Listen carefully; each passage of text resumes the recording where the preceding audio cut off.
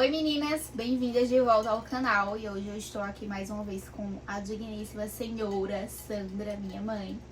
E nós vamos falar sobre um livro que tem suas polêmicas, que é Lolita. Tá, tá, tá, tá.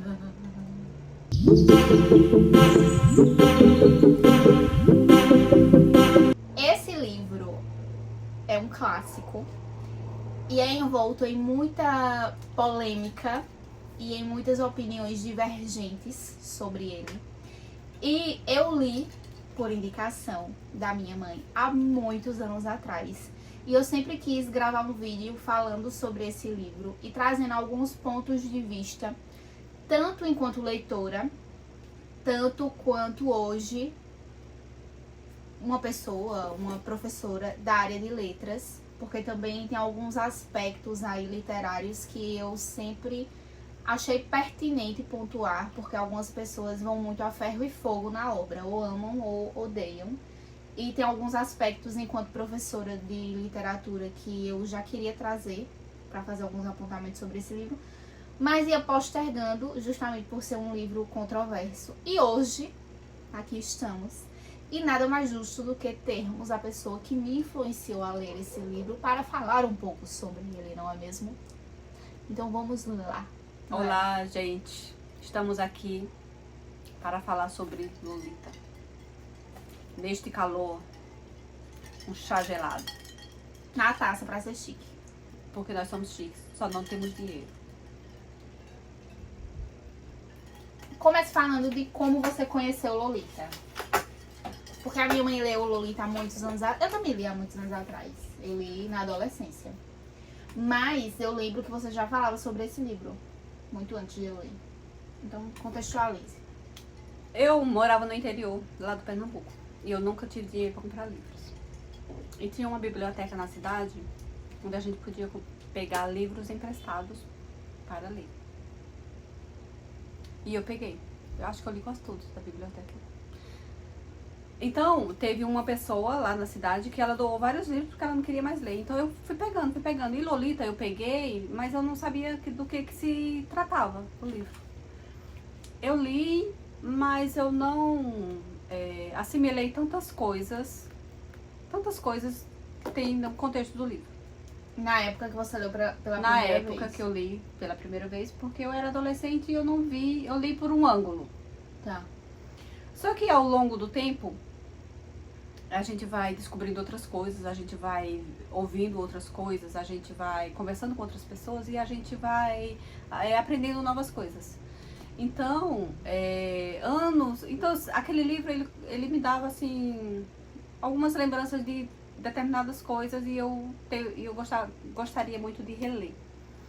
Lá em São Paulo, no Sebo, eu encontrei Lolita. E eu comprei. E fui ler pela segunda vez. E eu li com outros olhos, né? Por um outro ângulo. E eu percebi coisas assim que não tinha percebido na minha adolescência. O real, a história real, o que estava aqui, o conteúdo mesmo do livro. Eu só assimilei na segunda vez. Na segunda leitura. Na segunda leitura. Então, eu indiquei pra uma mulher que trabalhava comigo. Ela não gostava de ler não, viu? Mas aí ela falou assim, eu vou ler aquele livro. E ela não leu tudo. Ela leu algumas coisas e ela ficou muito chocada. E ela falou assim, eu não vou continuar lendo aquele livro não. Aquele livro ele é muito pesado. E eu falei, mas continue. Ela não continuou, mas ela entendeu o contexto do livro. Então, na segunda leitura, eu fiquei muito chocada. Porque na segunda leitura eu já tinha filhos. Então foi quando eu me dei conta de algumas passagens que tem aqui no livro, que eu falava assim, meu Deus, será que alguém já fez isso com os meus filhos? Será que alguém já olhou do jeito que ele olha? Uhum. Tem isso, né? Tem isso. É muito bizarro, assim, no livro, a descrição do Humbert olhando pra a menina. É babado. Pesadíssimo. Eu não vou, né, esmiuçar o contexto aqui, mas teve uma cena quando ela chegou da escola, a menina chegou da escola, que ela pulou no colo dele, assim, pra abraçar, porque ela gostava dele como padrasto, né? Como um pai, na realidade, né? E a descrição dele ali naquele momento, e eu fiquei muito, assim, chocada. Falei assim, meu Deus, ai, será que algum dos meus filhos passou por isso? E a gente nem percebeu? Porque tem muito isso, né? Como o personagem, ele consegue passabilidade nos espaços, porque ninguém desconfia das coisas que passam na cabeça dele. É babado. E eu trabalho com adolescentes. E eu não sei porquê, mas eles me contam as coisas. Eu tô lá sentada na minha mesinha, na minha cadeira, aí eles chegam perto de mim e falam assim, tia, eu posso falar? Aí tem dia que eu... Porque não é todo dia, né, que a gente tá... como que fala? Aberto a essas conversas. Mas eu sempre procuro, independente de eu estar aberto a essas conversas ou não, falar. E eles falam coisas assim que... Tem muita coisa aqui desse livro, sabe? Que tá acontecendo todos os dias nos lares. E as famílias não estão percebendo. É mesmo? E eu me deparo com isso todos os dias. Inclusive, eles falam assim, tia, faz psicologia pra você atender a gente, porque só você que nos ouve. Então, todos os dias eles chegam pra mim e falam, posso falar? Posso falar? Eu preciso falar. Inclusive, tem uma... Vou falar aqui uma coisa que aconteceu com uma aluna, que ela chorava demais. Ela chorava. Todo dia ela chorava. E chorava o dia inteiro. E tinha dia que eu não tava com muito saco pra choro. E em 2022, não, em 2023, nos primeiros dias, quando ela voltou pra aula, eu percebi que ela tava mudada. Aí, uns 3 meses depois, eu chamei ela e falei assim, nossa, eu tô sentindo que você tá mudada, o que aconteceu? Aí ela falou assim, eu comecei a colocar em prática o que você me falava. Então, tinha certas coisas, né, não que acontecia aqui nesse conteúdo, na vida dela, mas coisas assim, meio parecidas. E era por isso que ela dava tanta crise de ansiedade, tanta coisa que ela chorava, que ela reclamava, que ela falava. E eu sempre falava, e eu falava sempre as mesmas repetições e eu achava que ela não estava ouvindo. Mas ela estava ouvindo. Tanto é que ela começou a pôr em prática. E hoje ela é uma outra pessoa. Então, isso que acontece, que tem nesse livro, nesse contexto, eu me deparo com isso todos os dias. Todos os dias. E é uma situação, assim, pesarosa. Muito difícil pra mim, como e até de profissional. identificar, eu acho, né? Porque eu sinto que esse livro, ele retrata uma violência que a menina sofre no seio da família que ninguém ao redor vê. Mas existem outros tipos e outras camadas de violência que acontecem na escola ou que acontecem em casa com as crianças e os adolescentes e que eles se sentem violados, mas eles não sabem como transmitir, como comunicar aquilo. E as pessoas ao redor não entendem. E também não conseguem identificar. Em várias camadas. Aqui é num extremo, assim, né? De um crime mais pesado. Mas existem outras violências, até verbais, mais sutis, que acontecem também. E que às vezes quem tá ao redor não consegue identificar que isso está acontecendo com o adolescente. É isso. Né? E eles não sabem comunicar necessariamente. E além de não saber se comunicar, eu acho que o peso maior não é nem se comunicar. Ela vai acreditar em mim? Nós temos, né, muito isso. Tanto é que esse caso aqui, desse padrasto com essa enteada, aconteceu algo lá onde eu trabalho, mais ou menos parecido com isso. De uma forma mais, eu acho que mais profunda. Mais parecido com isso aqui. E muitas pessoas que são educadoras, são mulheres, mães de meninas, que não acreditam. Isso é muito chocante, porque você não acreditar que o seu parceiro está fazendo isso com seu filho ou com o enteado é uma coisa. Agora você duvidar do que o outro chega, do que o outro passou, do que foi comprovado, do trauma que aquela adolescente está vivendo e você não acreditar, é uma outra violação com aquela criança. Eu fico chocada, sabe? Chocada.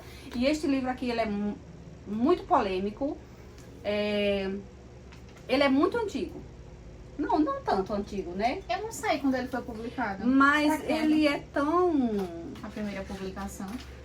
Ele é tão atual. Eu acho que ele é 1955, a primeira vez que ele foi publicado. 1955. Eu sabia que era nos anos 50, mais ou menos. Então, Na época ele foi muito... Esse autor, ele foi... como se fala nos dias de hoje, meio que cancelado. É, Foi? Foi. Não tanto quanto hoje, né? Que as pessoas são canceladas, mas ele foi um pouco cancelado por desse livro. Então, até hoje eu sinto que as pessoas têm uma certa resistência em ler, porque associam muito a figura do escritor ao personagem. E ainda tem isso, das pessoas hoje não conseguirem separar obra e autor. E aí existem N questões e N situações. Tem casos em que a obra transmite algumas ideologias do escritor, mas a análise literária ela não pode seguir por esse viés. Sim. Outro livro que é muito polêmico, que tem sido muito polêmico nesse sentido, é A Redoma de Vidro, da Silva Plath. Eu tenho ele aqui. E é um livro muito bom. E é um livro que traz toda uma questão de saúde mental sob uma perspectiva feminina, que é importante. Mas a autora era racista. E aí, por ser também um livro autobiográfico, hoje muitas pessoas descredibilizam um pouco a importância da obra por causa da autora. E eu entendo. É válido até certo ponto. Porque a gente também não pode ser extremo ao ponto de dizer que é uma obra dispensável porque a autora era racista. A gente também tem que olhar por um viés de o contexto sociocultural de onde ela veio. Infelizmente, a gente precisa considerar isso. É a mesma polêmica do Monteiro Lobato. A Monteiro Lobato era racista, vamos queimá-lo na fogueira. Exuma o corpo e queima na fogueira. Não necessariamente. A gente precisa entender o contexto sociocultural de onde ele veio e de onde ele falava. Quer dizer que a gente vai passar pano para falas racistas do escritor? Não. Mas a gente tem que ler com senso crítico.